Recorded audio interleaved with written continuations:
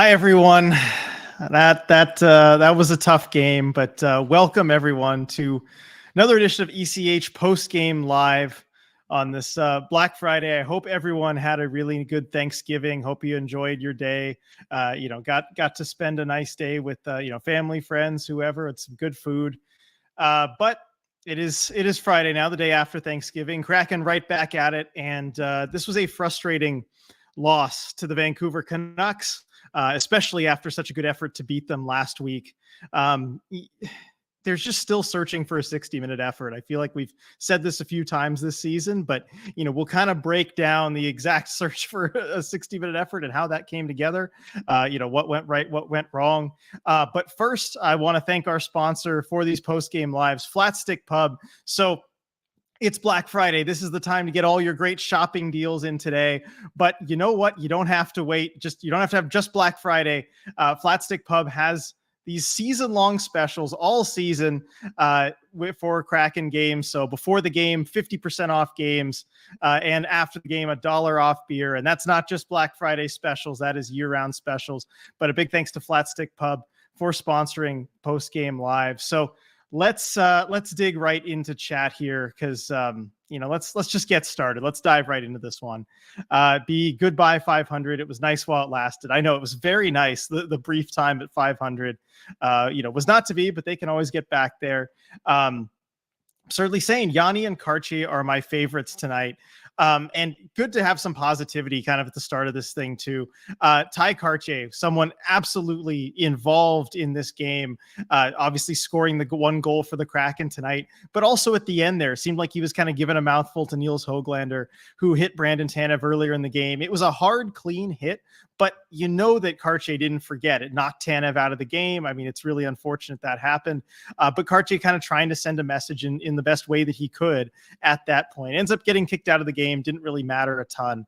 But like Karche, they're kind of sending the message. And then Yanni, of course, with the fight late in the game, showing that, you're not just going to go away, especially after that hit from Tyler Myers, which I'm sure we'll talk about. Yanni Gourde, making sure to drop the gloves. It wasn't against Myers, of course. I mean, the height differential on that would have been insane. But make sure to send a message that way. So yeah, good on both of them. This one from Nicole. We got a super chat here from Light.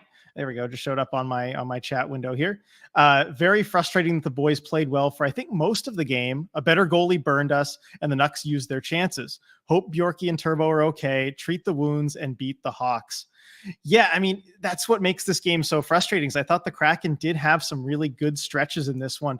The start of the second period, the first 10 minutes or so of the second period, I thought were fantastic. That's exactly what you want. I think they were out shooting the Canucks 9-0 to start the period, and they just looked like clearly the better team. They were dominant there, and they kind of got goalied. Thatcher Demko did his thing. He's a really good goalie, been playing well this season, and it prevented the Kraken from really being able to take advantage there and tie the game. It feels like it's rare that we've seen this season the Kraken truly get goalied. We've had games where you make, I think, maybe a bad or a below average goalie look really good. And I think that's through things the Kraken were doing, maybe not getting to the front of the net, not generating the type of chances that are high enough quality that are going to get you those goals and take the goalie out of it. But this one just felt like they got goalied, at least at the start of the second. Like they were getting some real good chances. Thatcher Demko was just on it. And it can be frustrating when that happens. I'm sure the Kraken were frustrated by it. And at a certain point, the momentum just started to turn a little bit into the Canucks' favor. And after about 3 minutes or so of that, they get the goal to make it 2-0. And you kind of just felt that goal coming for a little while. Unfortunate that happened. But thank you for the super chat, Light. And yeah, I think just lick the wounds, get back and take on Chicago next. They're a beatable hockey team. It shouldn't be too hard if you bring the full effort, and I don't think they're going to goalie you. So that's a good sign at least. So here from Nicole, going back in chat, you enter the third being down by only one, and you get only get two shots on goal, then proceed to let them get up by 3. The fight in this team is gone. This was another one of those worrying third periods. This is the second time in very recent memory that the Kraken were trailing going into a third period and only managed less than a handful of shots on goal in the whole period. They just don't have that kind of killer instinct, never give up, need to get back into this game. that they had in previous years. And it is certainly a worrying sign. And just when you feel like it's gone away too, it comes back. I mean, something Dave Haxtell said a couple games ago is really stuck with me. He said, I feel like there's been good consistency with our effort in the group. But of course, as soon as I say that, we just take a step back. And after that Sharks game, the Kraken kept their foot on the gas, and they beat the Sharks to the tune of 7-1. And it felt like maybe they were getting over a little bit of those third period issues where you have to go and finish a game. And then tonight happens. And it's just something they've got to figure out. I don't know what more to say on it at this point in the season. We've just seen it so much. Let's see, Chazzle Dazzle. So when they're trading people, Cartier and Gord only ones show. When are they trading people? Cartier and Gord are the only ones showing passion and grit. It's tough because they're still, I don't know if they're still in a playoff spot right now, but I'm sure they're not going to panic and start trading people. But if you lose a few more, that would be the time. Dylan and I have already discussed potential moves to make and what you'd want to do. Super chat here from Kitty B Kraken. Thank you. Hate the game, like the stream. I like that. Well said, short and sweet. Remember to like the stream, please. Helps people find it. Thank you for the super chat, Kitty B Kraken. James, so darn soft. How are we letting the hits to Tanev and Bjorky be left to Yanni to handle? Why wasn't the Tanev hit handled sooner? No defensemen want to jump in? Unreal, just no toughness.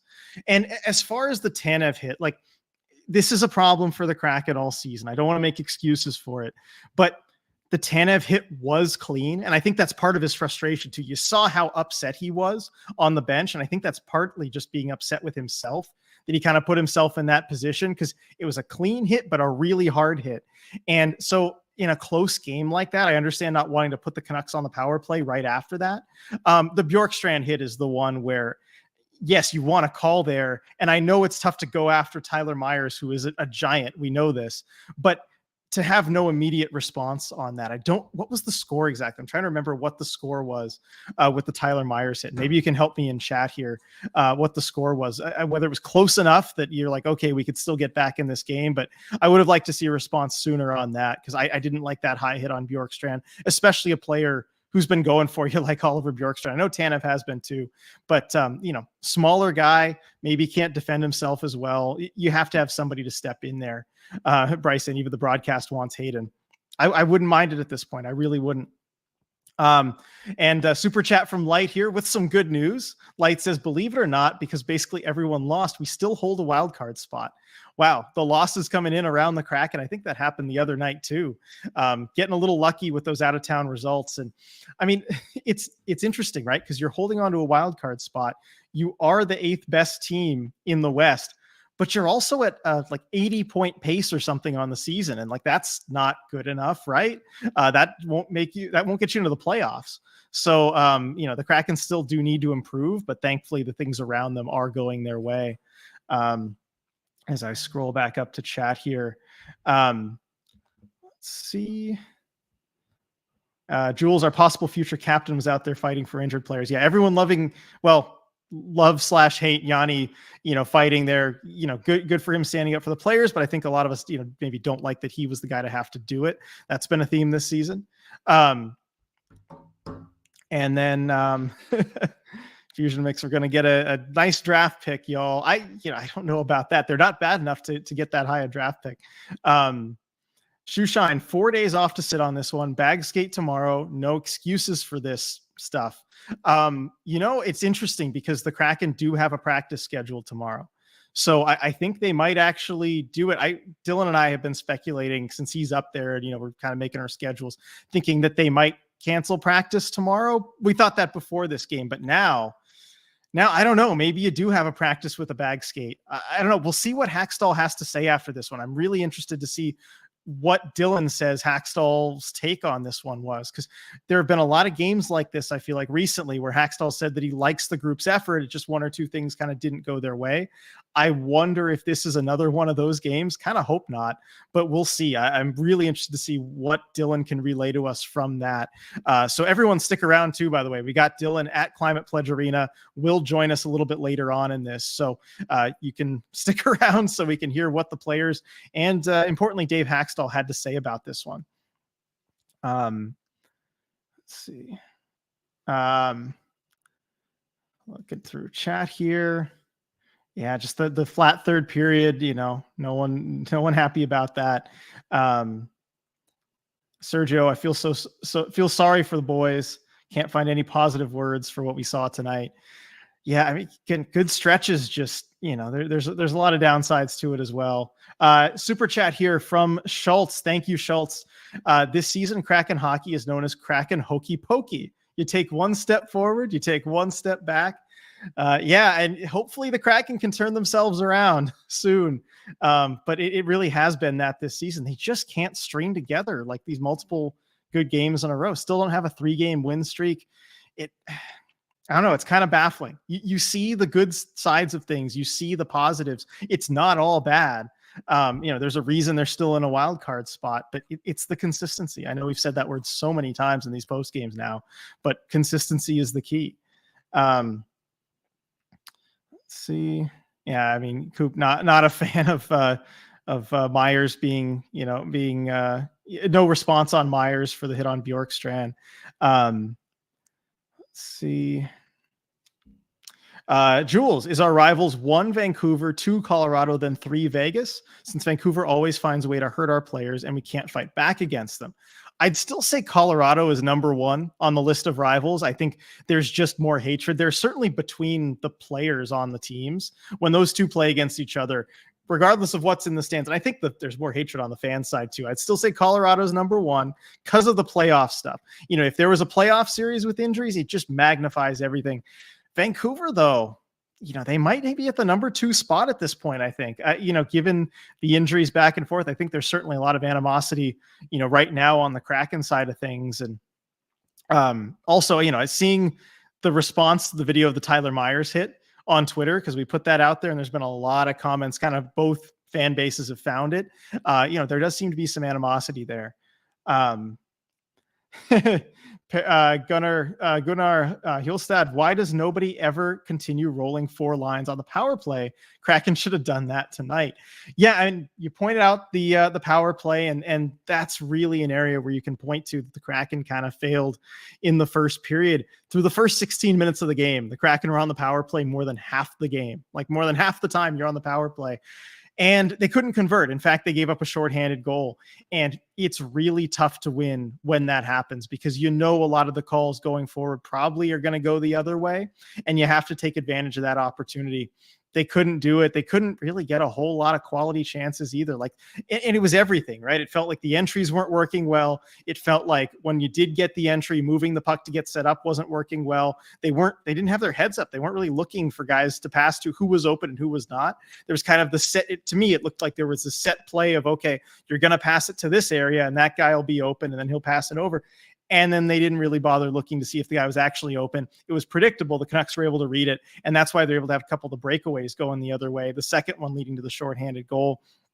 I am surprised we haven't seen that at some point from some team, just continuing to kind of roll 4 lines on a power play when it's really struggling. Just put your 3rd or 4th line out there, have them pretend that it's even strength, but it has to be pretty bad to get to that point. Yeah, and Chip, hard to give a 60-minute effort when the refs are too busy watching your head get shoved into the glass to make a call. And that kind of has to do with what I was talking about earlier. When you have the power play opportunities early, you're going to have calls that maybe don't go your way later in the game. It's unfortunate, but that's just kind of how the psychology of it works on the refs part, where and if you're the Canucks, you can probably get away with some more things because the refs aren't going to call 5, 6, 7 penalties in a row against you. That just doesn't happen. Super chat here from Coop. Thank you, Coop. Coach's challenge has to be changed. Need a microscope to tell and happens a full minute before the goal is such BS, not the spirit of the rule, more of a loophole. Yeah, I mean, I think the NHL certainly overcorrected with the coach's challenge system, certainly on offsides. And yes, you had that play several years ago where Matt Duchene is like 3 feet offsides and they don't catch it and the goal counts. And obviously you want to be able to do something about that. But yeah, when you have these reviews that are just kind of based on inches on the offside, it especially when it's not directly on the play. Like if you look at last game too, it was on the entry like a few seconds before the goal. So it makes sense that entry, which was offside, led to the goal directly. There has been some talk of maybe some kind of like a statute of limitations type of thing on these reviews, and we'll see if that gets talked about more. I think it'll take like a crucial one in the playoffs where they have to rewind like a minute after a long shift, and then maybe more people will talk about it. But yeah, it is definitely against the spirit of the rule. Another super chat here from Light. Another one because I love y'all. Thank you so much, Light. We love you too.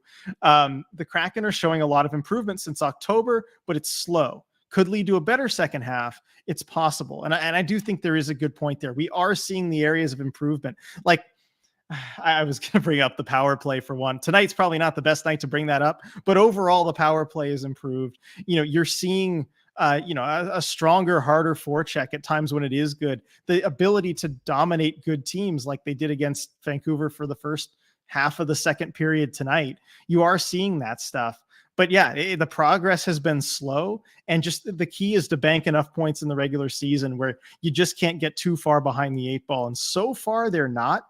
But if some of these other teams around them start to catch fire, that's when it could be a problem. You're kind of on the clock a little bit. It's still early, but eventually that progress needs to get there. Let's see, scrolling back here in chat. And I'm sorry, there's a lot in chat here, trying to get to as many as I can. If I do skip over yours, just, put it back in the chat and I'll try and get to it as soon as I can. And then Nicole, has the team been told by coaching to not fight or retaliate? How do those hits not piss them off? I think in close games, yeah, probably. I think, Hackstall, part of his philosophy is, if the game is close, you can't take a dumb penalty to lose the game. That's no way to get back at a team. You can say what you will about that philosophy. Like sometimes it's good, sometimes it's bad, it's situational, right?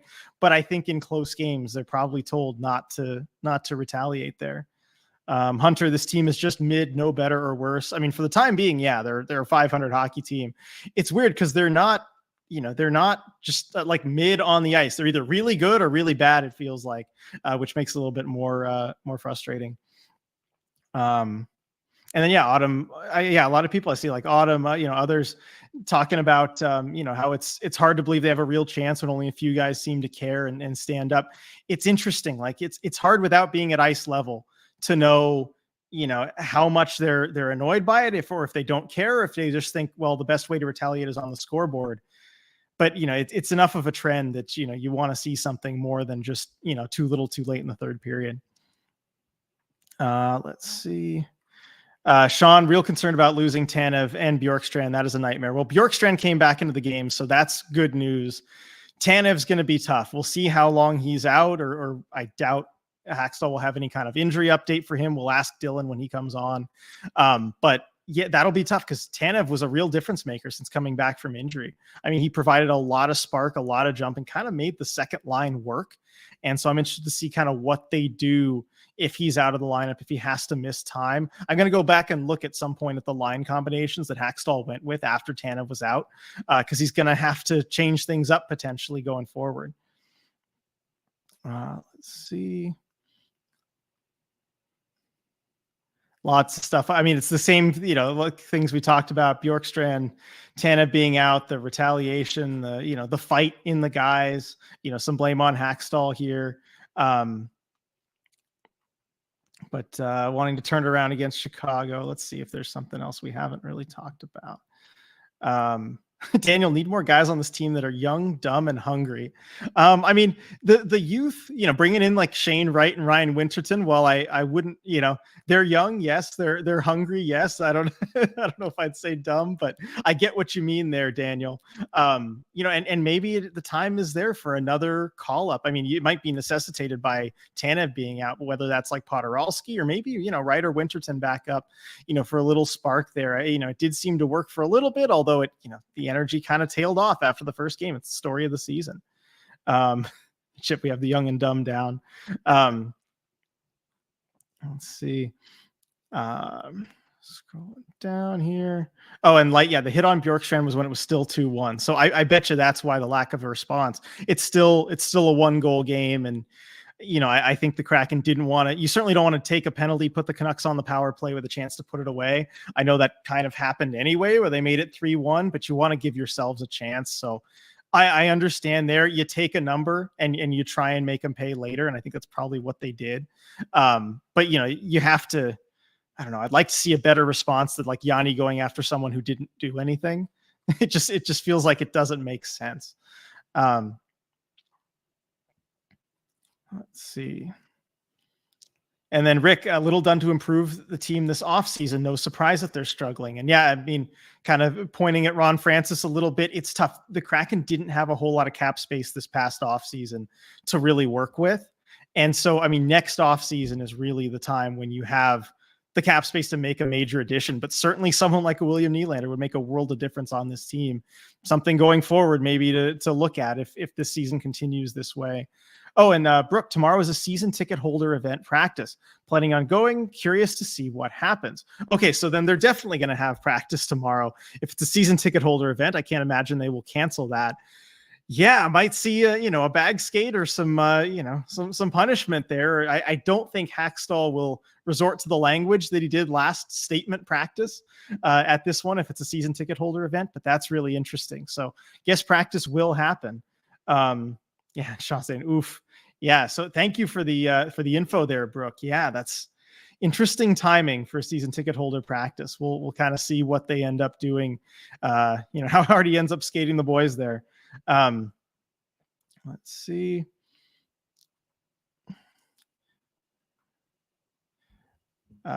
Chip, yeah, the coach's challenge was awful. It wouldn't helped much in this case, but come on, man. Yeah, the other thing too is the Kraken, it feels like, again, step forward, step back. They responded really well from the coach's challenge that took away a goal against San Jose. I mean, they kept their foot on the gas. They kept scoring. They did their thing. And then in this one, I felt like they, there was a little bit of a lull there after that goal was disallowed. And then Chazzle Dazzle pointing out, we do have an easier couple games coming up. Must wins, though. Yeah, I mean, you do need to get these points against some easier teams. And hopefully the San Jose game was a sign of good things to come as far as just taking care of business against these guys. Because you need to do that. I don't know what more I can say on that. Let's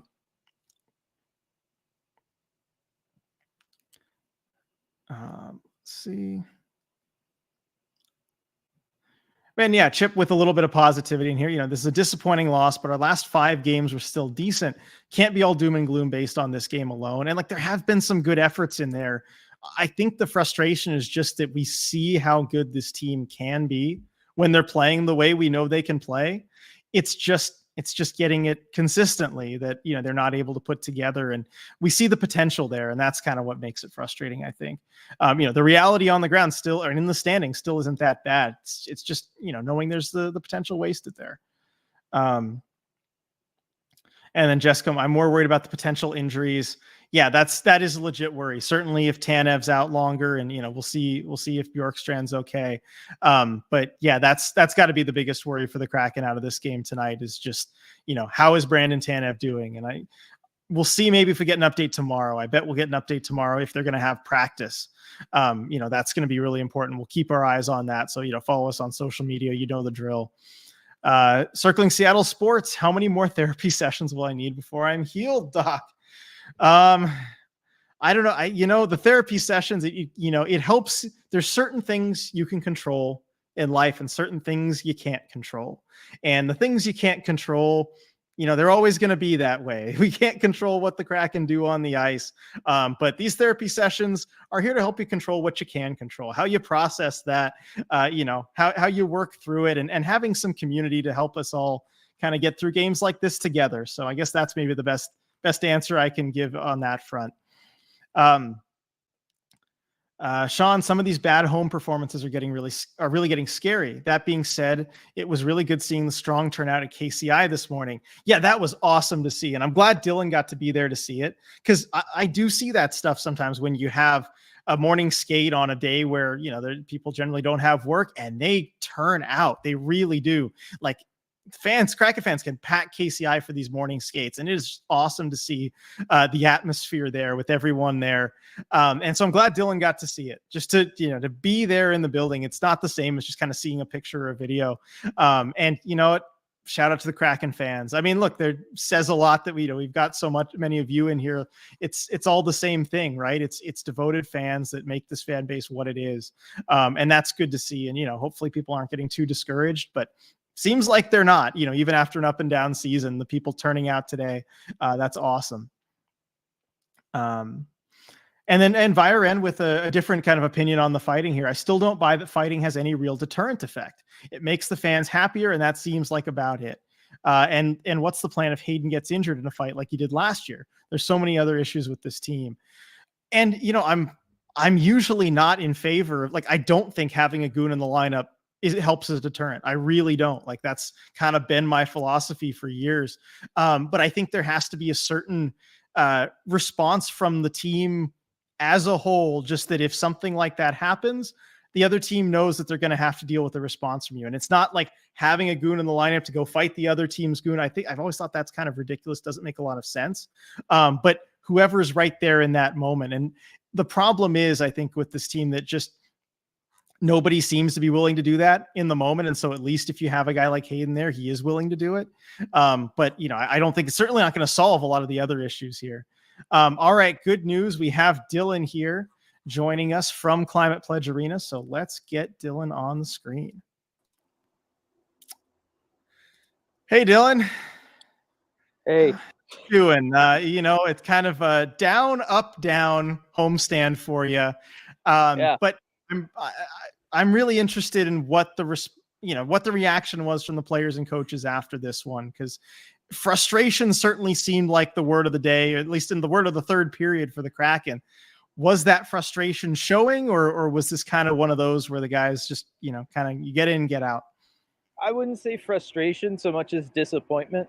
It had been stunned first, and I mean, bummed out is, I guess, a good place to start as far as where he was at. To be perfectly honest, I think it was just, is what it is, right? Like, you knew you could beat this team. You did it a week ago. It's a big divisional matchup. The team's been on a roll. You're coming off a high against the Sharks last game, and you came out as flat as you could. You weren't able to capitalize on the great chances that you were getting going in the early second period. And then in the third period, the game just completely goes away from you, right? It just totally got away from the Kraken. So I just think they were kind of frustrated with that. I mean, Hackstall this was not the most upset I've ever seen Dave Hackstall. I will say that. Just, it was one of those, like, he knew no 60-minute effort there, right? You can't play parts of a hockey game. This is big whole thing. And it's true. And that's what they did tonight. Yeah. So before we get to the couple super chats I have here, though, so Hackstall was not pleased with the effort, I think. Is that fair to say? Yeah. Okay. Just wanted to make sure, because there have been some games where, like, they've lost even big, and he's like, well, I like the underlying stuff of how we played. This one, he was not. He knew the effort. No, I mean, his whole thing today at Morningscape was they needed to start this game and set a tone and set a pace that they could finish and have for the full 60. And so he was very much on the idea of them not starting this game, not getting going. The first power play, you give up 2 breakaways shorthanded, right? They ended up scoring shorthanded on one of them. He was all about that. Didn't focus so much on the poor finish. It really felt like, he wanted them to start strong. He wanted them to try to dictate this game. And instead what happened was Vancouver comes out, does whatever they want against the Kraken, and the Kraken had to play catch up from there. And while you start the second period valiantly, you're not able to capitalize on it. You're not able to get one past Demko. And from there, there's only so much pushing you can do in a situation like that in the second period before, you're going to leave yourself open, right? You start pushing a little bit too hard and you leave yourself open. And I think that's what ended up happening in the second. But yes, no, he was not like the happiest with their level of play as far as, how much time they could put together and string together and look good. Right. Well, that's good to hear, at least. So super chat here from Sean. Thank you so much, Sean. This community is fantastic. RJ and Dylan, thank you for everything. Therapy in the bad times and added joy in the good. Yeah, definitely some therapy in here tonight. But good to have everybody here. And I'm, glad you got to see. And we were talking about this a little bit earlier too, how great this fan base is. This morning, how many people showed up for the morning skate, how great that must have been to be there to see that. Yeah, it was. I mean, it was crazy how many people there, right? I mean, it's a Can-Am tournament, so you had lots of junior Blazers, junior Kelowna Rockets in the building, getting in to see an NHL team practice. That was big deal. Thanks to them for putting on these I say lights. that's good lighting on you. Yeah, Trans-Siberian Orchestra. Let's go tomorrow night. And so yeah, you had that. I mean, it was a madhouse in there, but it was a lot of people there excited to see the Kraken. Thought the Kraken looked good. I mean, they're coming off that great win, got the day off yesterday. Just I don't know what happened, right? I mean, everybody was saying the right things. Everybody seemed to have the right mindset, and then the game started, and you just didn't do anything. Yeah, I mean, as Dave Hackstall said, I believe it was the practice where we overlapped before I came down here. He said, "I like the effort, I like the consistency from this group, but whenever I say that, we seem to take a step back, and it feels like that's the case again here." Super chat from Chip, thank you, Chip. We need to see Dylan in one of those nifty Winter Classic jerseys. So, Dylan, were you able to order one? I was able to order one, so I do not have Okay. one. I wasn't going to have space to take it back with me, so Mm. it's unfortunate. But I did go ahead and order one. I will let everybody guess what name and number are on the back. All right, so everyone, put that in chat. Guess, what name and number Dylan put on the jersey there, and Should I reveal we'll that see. tonight, or should I just wait until I get the jersey? I don't know. I feel like we could do, reveal it. I don't know. We could reveal it tonight and just have like first one in chat, gets the bragging rights in chat or something. I don't know. I don't think there's any like prizes we could do during the post game here, but everybody guess in chat. Yeah. What name and number? And maybe it's not who you might think. I'll say that much. As everyone puts their guesses in here. So Dylan, there's interesting debate going on in the chat here. And I love that, we were able to have like these, as I look through chat here, there's like this long debate about this issue we were talking about. You've got multiple good points on either side of it here.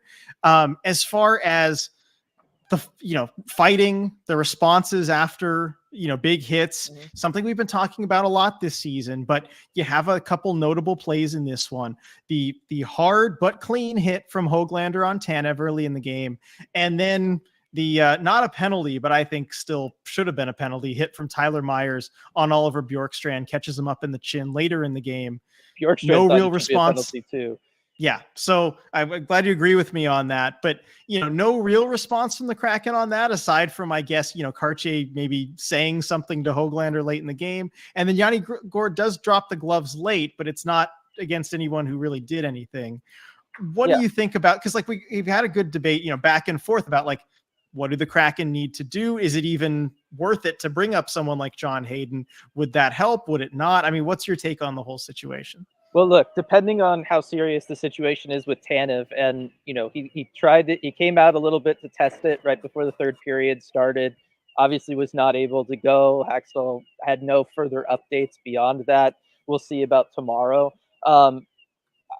Yes, you're going to have probably potentially another open spot.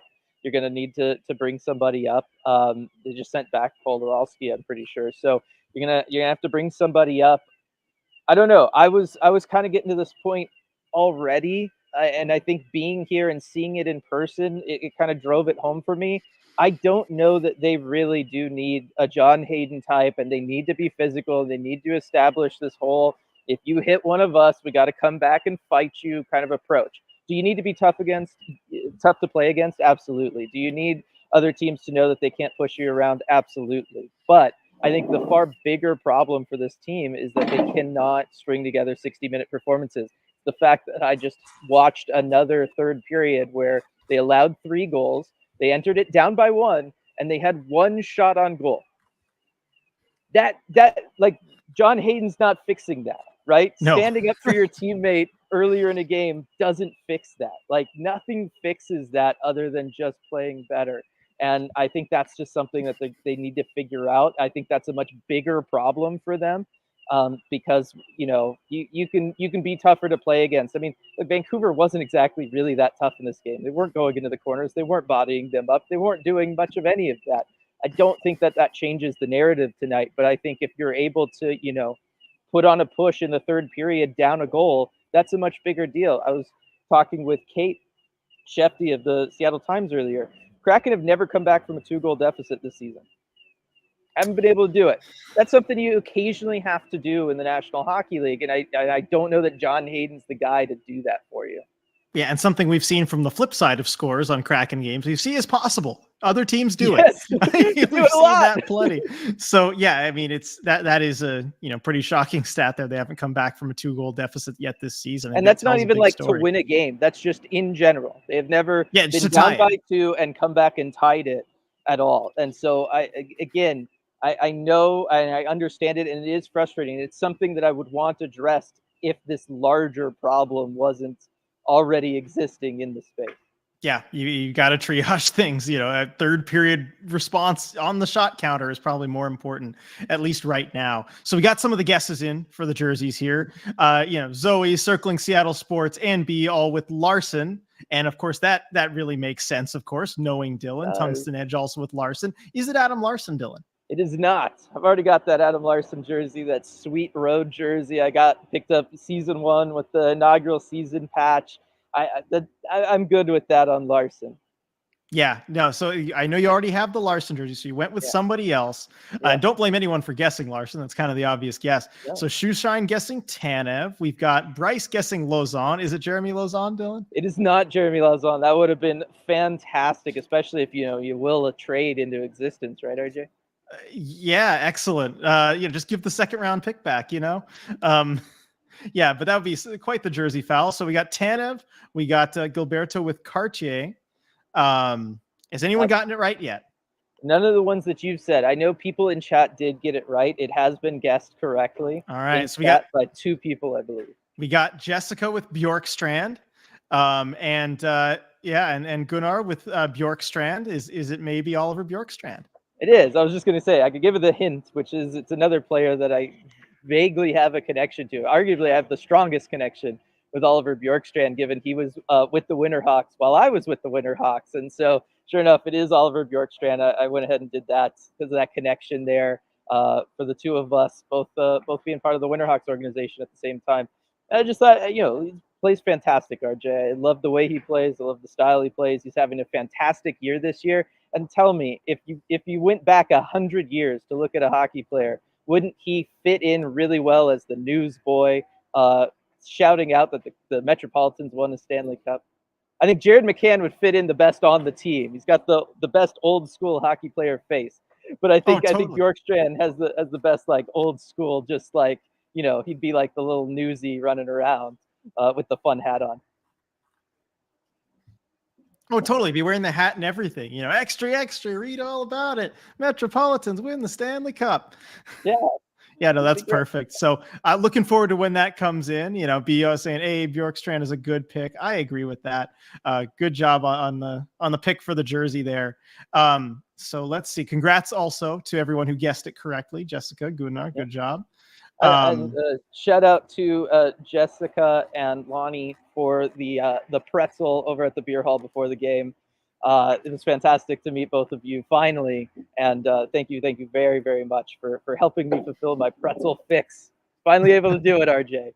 Awesome. Thank you. Yeah, thank you so much to Jessica and Lonnie, showing Dylan the love while he's up in Seattle. Really appreciate that from everyone who's been able to run into Dylan while he's been up there. I can always tell him about how great all of you are to see and meet in person, but it doesn't have the same effect, as Dylan actually getting to be up there, experience it himself. So, thanks to everyone, who got to hang out with Dylan there. Yeah. Met so many people this trip. It's been so fantastic. Thanks to all of you who have stopped by, said hi, stopped me out on a concourse, all that good stuff. It's been fantastic.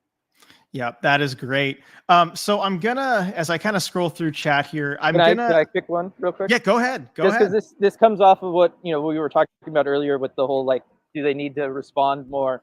And I think there was another one in here too, but I'm looking at the one from Chazzle Dazzle, and it's if you aren't going to make a physical difference about these hits, you have to score. And I think that's a big part of this too, right? Because you have 8 minutes of power play time in this one, and the Kraken don't score. And again, I think that kind of goes to the larger problem of they were able to get a lot of puck movement in this one. It felt like the one time they weren't going net front, RJ, was when they were on the power play. And I don't know, you're going to have to face Demko all year, right? You're going to have to face them again. And, if you make the playoffs, they're going to be a high seed. Kraken are not going to be a high seed. Might have to face him in the playoffs.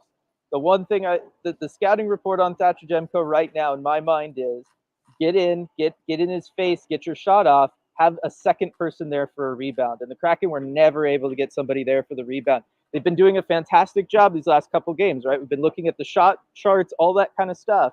They're doing such a good job of generating super high quality scoring chances. Money puck, it's just a sea of big bubbles there right around the crease for the Kraken. But the one thing they haven't done is had people there for follow-up opportunities. And I feel like that's got to be the kind of the next step to this when you're facing a goaltender like Thatcher Demko, a big guy, gets in front of it, right? He's not going to give up a ton of a rebound either. I thought he was really impressive when it came to his rebound control. But when you're facing somebody like him, Shesterkin comes to mind. Some of those more elite tier goaltenders, it's great that you're going there. You're getting that high quality look.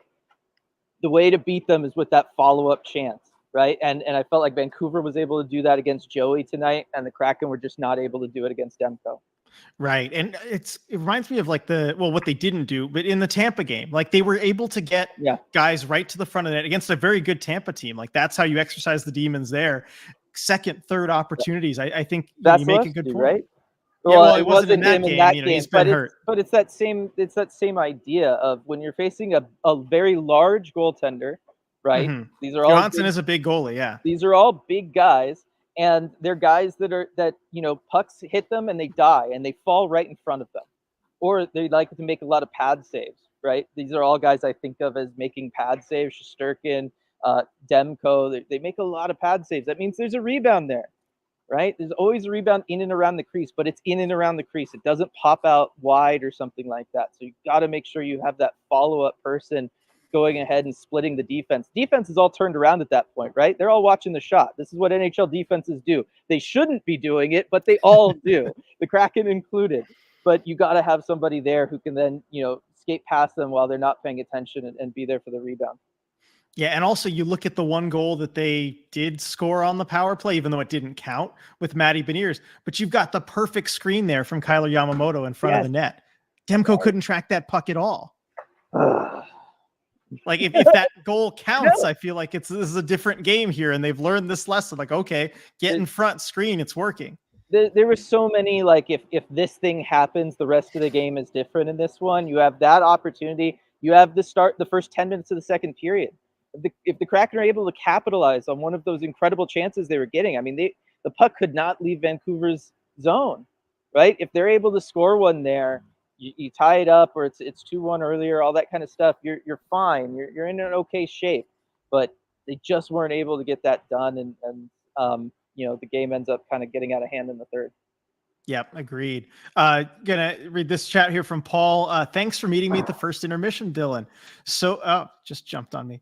So great to connect with you twice this week. Looking forward to seeing you at the Winter Classic. So I see there's got something going on over there. Yeah, no, it was fantastic to meet you again, Paul, talk hockey, break down the first period together. It was a lot of fun. As always, I mean, my text messages are always open, Paul. Yep, absolutely. So I think some people are now kind of maybe thinking about next season a little bit too. Sean earlier said, I'm afraid nothing fixes ultimately other than getting through this season, getting to the off season, spending the money that needs to be available. And then Light saying, I do dream of next season still. I won't lie. Shane and Riker, IMO, will change this team for the better so much. Paul agreeing with that. Viren talking about Nylander in the off season. I know it's tempting to think about next season, Dylan, but I mean, you gotta keep our minds present a little bit, right? We're what, 22 games in? Yeah, there's 60, a lot of time left. Games left, and it's not like the Kraken are out of it, right? I mean, look, they were in a playoff spot for Thanksgiving. I know I kind of put a little bit of cold water on that last post game. Sorry, I guess I shouldn't have. But no, it's one of those things where there is so much hockey left. And I do think you do have to stay the course. They're kind of in one of those situations where with this group, can they figure it out? They have to kind of figure it out themselves. We talked about that. We know what the trade market is right now. A lot of the stuff that's out there doesn't really make sense for the Kraken unless you're going to do a major shakeup, right? You're going to trade somebody super significant. But I just don't see the Kraken doing that. The thing is, they've shown us at various points this season that they have the ability to turn it around. They showed us all last year with virtually the same exact group of players that they can go on runs. They can win a month straight if they need to, right? They can be road warriors and all of that kind of stuff. I still think they have it in them. They just need to figure out this effort issue, which is still new to them. And if they're able to just hang around, right? They're able to go on a stretch the way they just did again, where it's you're picking up points. I guess this would now be what, like 8 of their last 10, they picked up at least a point. Yeah. You're able to continue to do that, tread water, stay in there, right? Stay in that wild card picture, and then you're able to turn things around, whether it's after the Winter Classic in the new year, whether it's, at the start of December with the calendar changing. At whatever point they're able to figure it around, as long as they've kept themselves in there, they should be fine, and we'd be having totally different discussions, because again, there's 60 games left. Yeah, there's a lot of time left. Duran saying don't write off this season yet, especially in the Pacific Division.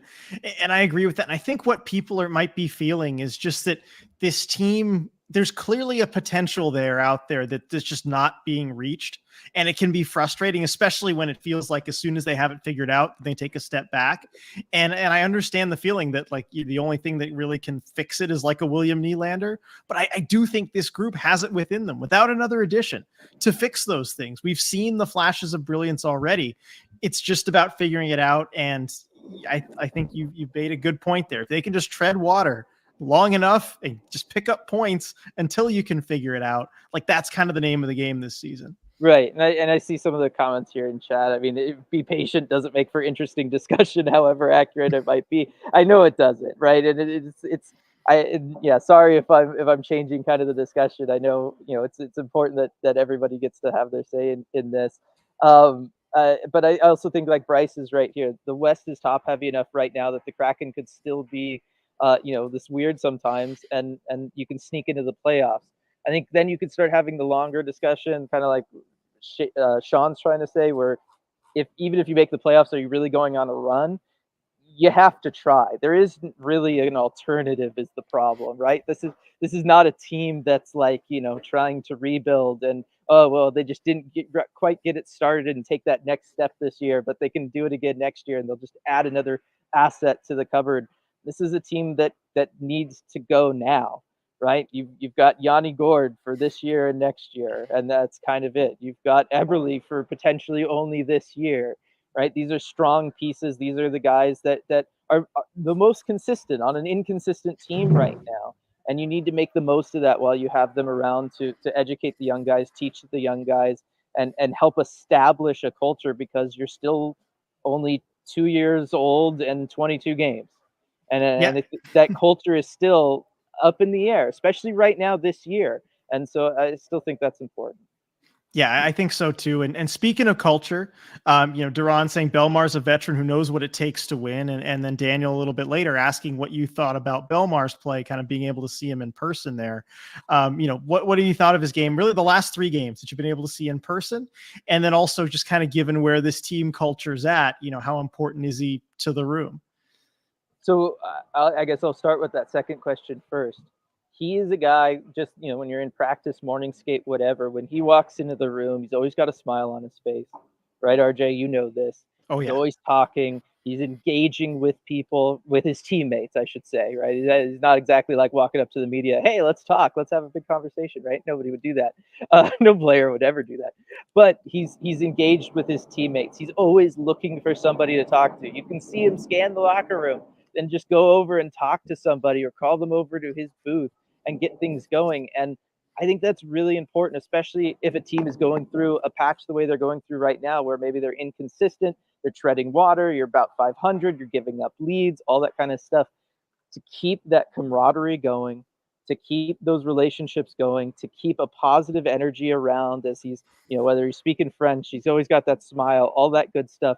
It is insanely important. And I think he's doing a great job of that right now. And it is something that I don't know the Kraken have ever had, RJ. I mean, obviously you've been in the locker room these past couple of years far more than I have. But for the road games I've been on, for the games here at CPA I've been on, I don't know that anybody else has ever really done that to the extent that he has since he's come in. As for on the ice stuff, I mean, I will go back to what I said before, which was Shane Wright was kind of coming in and doing the role player aspects he was doing but also generating chances. And I feel like that's the aspect of his game that just has not, come over with him this season. I don't feel like he's been a big offensive threat. And then to be perfectly honest, watching him in person where I could really zero in on him here, it's kind of lost in the defensive zone. He'll go to track a player and it's kind of the wrong read. So I don't know how consistent an issue that's been for him, because it's hard to always kind of keep track of that on TV, especially coming back on the back check through the transition. But it was a little worrying for me. Yeah, and Coop asking, if we're just going to ignore the stats then because he's so good in the room. No, I mean, we're not going to ignore the stats, because I think on the ice, he could be better. Yeah, there's certainly a lot left to be desired. And certainly after seeing Shane Wright in that role, you can kind of see the difference that it maybe a guy who's a little better on the ice can make. So I think it is something to watch out for. I do think he needs to be a little bit better on the ice anyway. And then what do you think about this one, Dylan? This comment from Mythian. The team is bad and not fun to watch. I think it's fine to sneak into the playoffs if your team is fun to watch, but bad. But the product being put out is frankly just not fun to watch at best. So you've been there for the last 3 games. I mean, what do you think about, because I understand the idea of losing fun hockey and, winning, boring hockey. Like, where do you think this team is at on the fun meter? I'm also curious too, just if anyone wants to put in chat kind of their thoughts on that as well. Cause when we're covering these games, it's kind of hard for us to engage in the fun side a ton, but what do you think about that? Yeah, I'm, and I've always taken this line, right? And everything we've ever done with ECH, sports is an entertainment business. It needs to be entertaining. You need to do everything in your power, whether you're the league, the team, the player, the coach, to make it entertaining for fans, because that's what makes this work. If fans aren't entertained, they don't show up, they don't spend their money on it, and then it doesn't exist, right? Sports isn't this concept that has to exist within a society. It only exists because we all decide to like it. And so I very much believe in that. It needs to be entertaining. And I will agree, they're not very entertaining right now.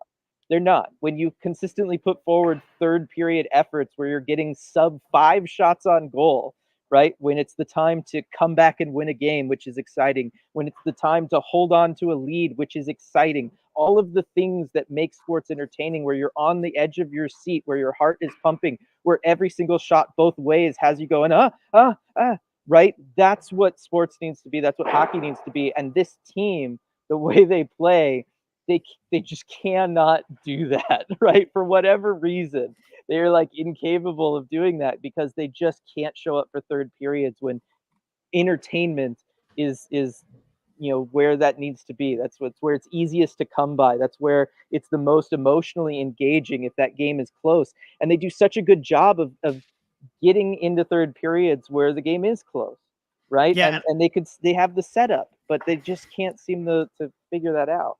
Right. And I think there's also an important distinction to make here too, that's being pointed out in chat. And thank you for everyone in chat weighing in. Casey had a lot of fun watching the Kraken whoop the Canucks last time we played them, but they don't seem to be playing well at home. And Mythian following up, is the original one with the question. I say this as a half season ticket holder. It's rough going to games and it's just frustrating to watch. I think the fun factor too, I think they've played some really fun games to watch, up tempo games, exciting games, even ones that they've lost. Just most of them have been on the road. They have been, and that was something that I've heard from several people that I talked to while I've been up here. It's also something that Vince Dunn talked about tonight. That was kind of the thing he kept coming back to, was just, and this is not a direct quote from him at all, but it was just why can't we win at home? Right? Because this is unlike the effort issue, which is very much, singled out to this season.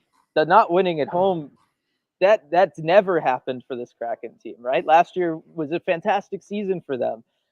They weren't winning at home. Season 1, they weren't winning, period, so that included at home. But season 2, they won a lot, but they didn't win at home very consistently, and that's continued this year. That I do think, again, when we're talking about problems that need to be figured out and addressed and really truly dissected, and everybody in that room needs to take a hard look at themselves, rather than the whole standing up for teammates kind of thing, it might need, why can't we win at home in our building? What about our routine is throwing us off? Why is this such a problem for us? And why is it one of the major things holding us back? It's, again, that's where personally I would want everybody's kind of sending and channeling all of their energy into, to try to find a fix. Yeah, I think so too. And this is definitely being pointed out elsewhere in chat too, Sean. Lack of team entertainment is a real problem at CPA.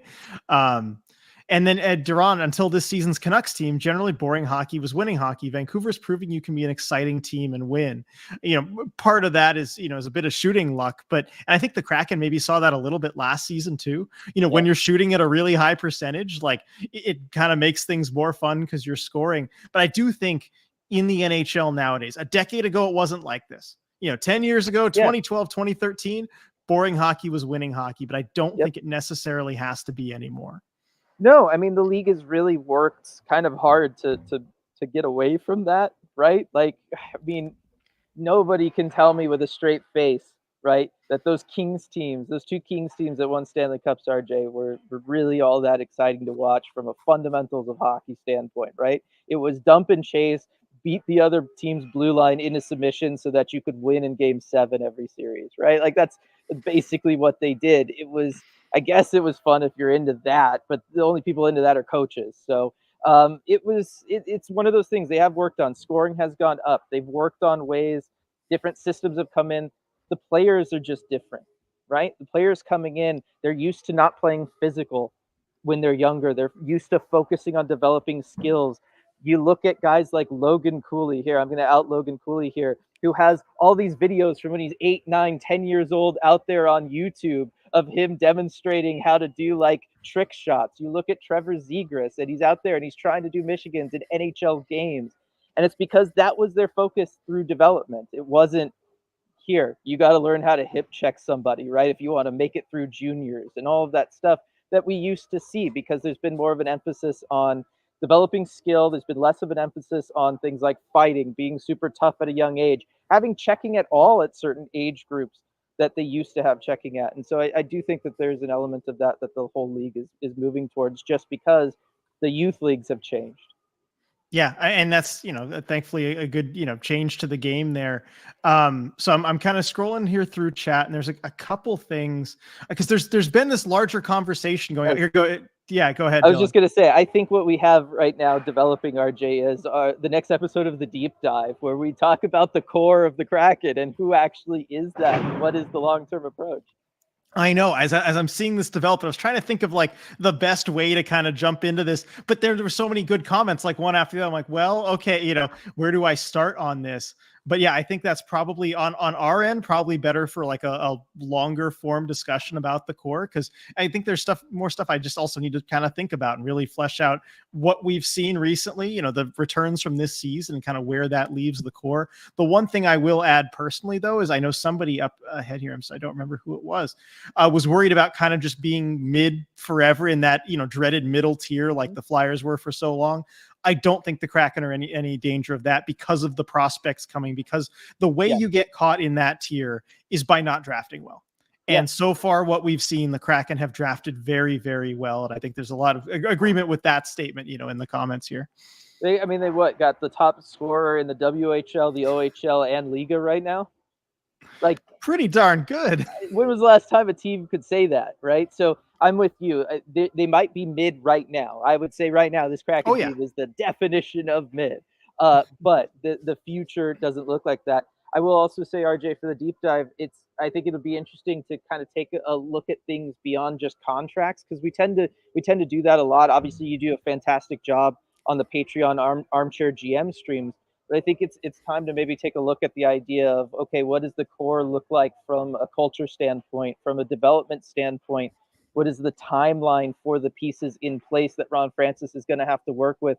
Who become the expendable pieces, right, as you try to make hockey trades around said core? Because that's something that every team that has gone on to have multiple successful seasons, does. I think those are the conversations that we need to start looking at, rather than, Wenberg's contract's up at the end of the year. That frees up this roster spot. It gives us the money to maybe go make a run at a Willie Nylander, and we take a very like GM kind of look at things when it comes to that stuff. I do wonder if we should start taking more of like an in the room look at things. Yeah, well, certainly with the issues that they've had this season, I think it's something we've taken for granted kind of the last 2 years, that like that stuff is sorted out. It'll take care of itself. felt infallible, but now I think we're having to ask a little bit more of those questions. And I do acknowledge, certainly, like, I like to have that just kind of straight line GM thinking. There's contracts, there's assets, there's a lot more to it than that. And I do recognize that, even if it's not the stuff I like to nerd out about as much. But you're definitely right on that. So, and then Viren, really looking forward to the prospect chat. There's also that too, with the future being bright. We do have the prospect chat for the patrons coming up on the 30th in a little less than a week's time. So, make sure to sign up for the Patreon. You can join Dylan for that. It's going to be a really fun one. Yeah, first time ever that I'm going to rank the Kraken prospects. So that, exciting. It's nerve-wracking, RJ. I was trying to take a look at things yesterday, right? I was just like, oh my gosh, like you think you've got something going, and then you're just like, oh, I forgot about that guy. And it's like, oh, he's got to be top 5, right? And then the next thing you know, your top 5 is 7 guys, 8 guys, 12 guys, and you're like, wait a second. Yeah, you rank one guy below another, and then he puts up a 4-point game the next night. It's really incredible what they're able to do. So yeah, I mean, that's going to be really fun, and yeah, interested to see your rankings. I'm sure you'll have a couple that'll cause some controversy. Probably. Now, here's also an interesting thing: is everybody's talking about the whole 3 to 5 year plan and all that kind of stuff. What would be more interesting? Mm-hmm. People saying they would rather them give minutes to younger guys and play younger guys. We've talked about it many times. We've talked about it with people this trip, RJ, season ticket holders, and then that whole situation around that. Is there a point in time where you think, okay, if that's more so what the fans want, you just kind of punt on the season and you bring up Shane Wright, Ryan Winterton, and you just go for it, right? Like you just do that, because if it's getting butts in seats and it's what's getting people to renew season tickets because it gets them excited for the next 3 or 5 years, there might be something to say for that. I know the team would never do that. Ron Francis would never do that. Let's take that off the table. Okay. But I think that's an interesting thought experiment for a sports team, because they don't do that all that often. No, but the ultimate thing at the end of the day, what gets butts and seats is wins. And certainly where the expectations were set after this last season, I think if you don't make the playoffs, there's going to be that disappointment no matter who's on the ice. I think you're going to really struggle to see the excitement, especially if you have Shane Wright playing, 3rd or 4th line minutes. It's not going to make things a whole lot better if you're not winning the games. And then you have to ask the question, does bringing up the young guys really make you a better team right now? And I mean, the answer might be yes. We had that Belmar versus Shane Wright conversation, but certainly with a guy like Shane Wright, you just can't jeopardize his long-term development. Still count me in the Ron Francis camp there. Like, you got to stick to the plan, but I understand you got to make a trade before that. Like, you got to do something else before you make that call. Yeah. And realistically, like we said, I know it's not the answer any of us want to hear. It's not the answer I want to be giving either, everybody. Trust me. But they're just going to ride this out. Yeah. That's all you can do this year. Yeah. So as we hit the hour 3 mark, and man, I feel like I could talk for another hour. We're just, we're getting into these really interesting conversations that'll probably go over into the deep dive next week. But kind of last call in chat here, any kind of things to close on.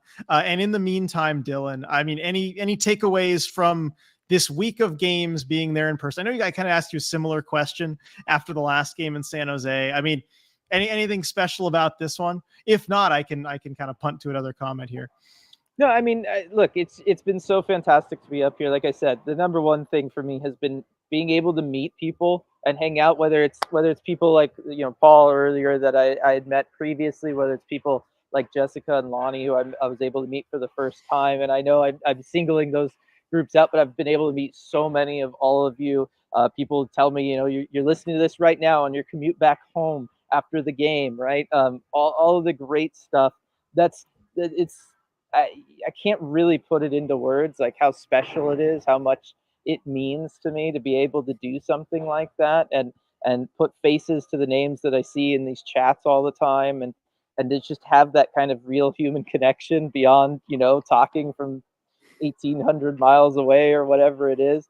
So I will always say that makes it special. And then the other thing is, I forget how incredible all the people that you get to work with all the time are, RJ. It's pretty great, huh? Yeah, being able to communicate with all of them. They're all nice. They're all knowledgeable. They're all just wonderful human beings. And being able to be in an atmosphere and in a culture like that is really, really special. And so I do want to give them a shout out. Yeah. No, I love that message there, and certainly after Thanksgiving, again, I've been feeling thankful for a lot of things. I know a lot of us have, so glad you got to spend the time there. All So right, lightning round, RJ, let's do it. Huh? Lightning round, let's do it. All right, lightning round. Go ahead. All right, let's see. No, it's fine. No, I could do it. I could do it. Where do I start? Wait, I got a question. You said Where's you had the question? one. Huh? You How said did you had Hayden? one. Yeah, how did Hayden get suspended but not Melanson? Go. Next question.